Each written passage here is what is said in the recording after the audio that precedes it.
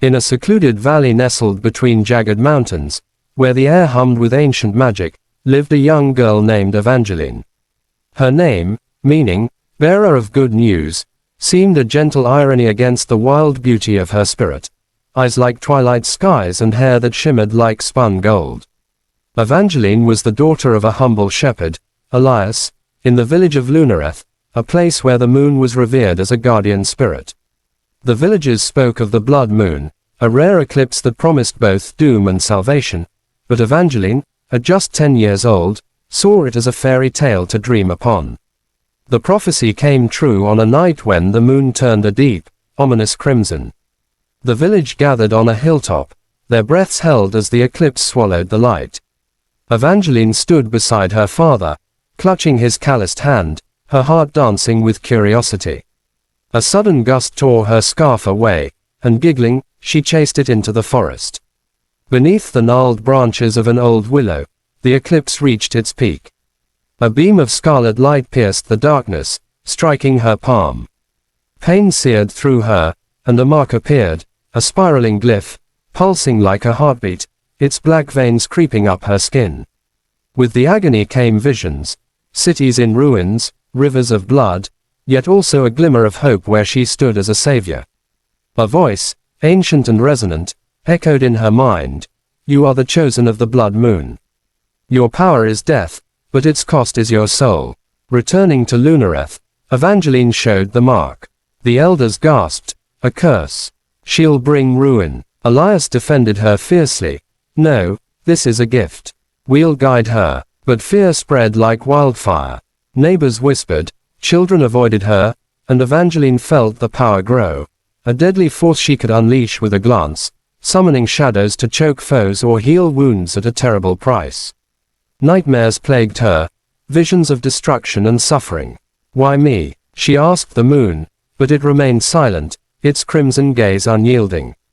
Years passed, and Evangeline blossomed into a striking young woman, though the mark now snaked up her arm, a constant reminder of her fate.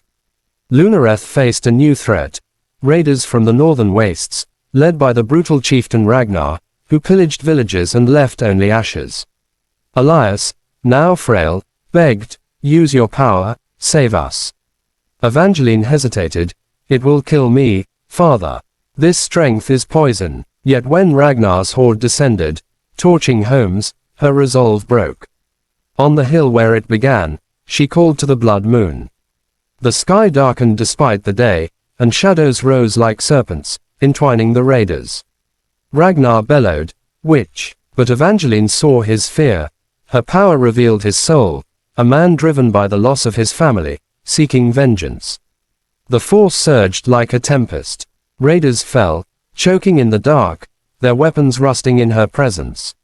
But each death drained her. Blood dripped from her nose, visions assaulted her mind.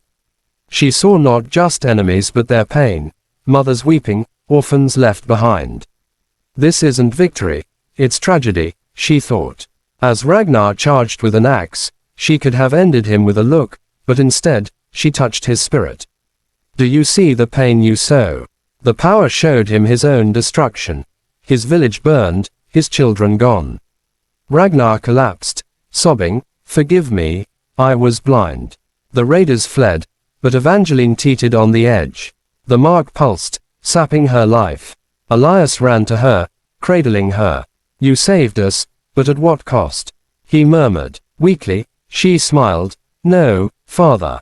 I found peace. Power isn't in death, but in understanding." Raising her hand to the moon, the glyph faded, leaving a scar but sparing her life. The power receded, leaving wisdom in its wake. Lunareth rebuilt, and the raiders, led by a humbled Ragnar, became allies. Evangeline became a legend, the chosen one who chose compassion over carnage. She ruled with grace, teaching her people to listen to their hearts, not fear. The village thrived, and the blood moon was no longer a curse but a symbol of redemption. On quiet nights, Evangeline gazed at the sky, whispering, "Thank you for the lesson." The moon answered with a soft glow, healing the world's wounds through her legacy. Thank you for watching this story till the end. Sparkles. If it touched your heart, please support us. Thumbs up, give it a like. Speech balloon, share your thoughts in the comments. Bell, subscribe to our channel and turn on notifications. Your support helps us create more stories that inspire and make you believe in miracles. Your participation means a lot to us. Heart.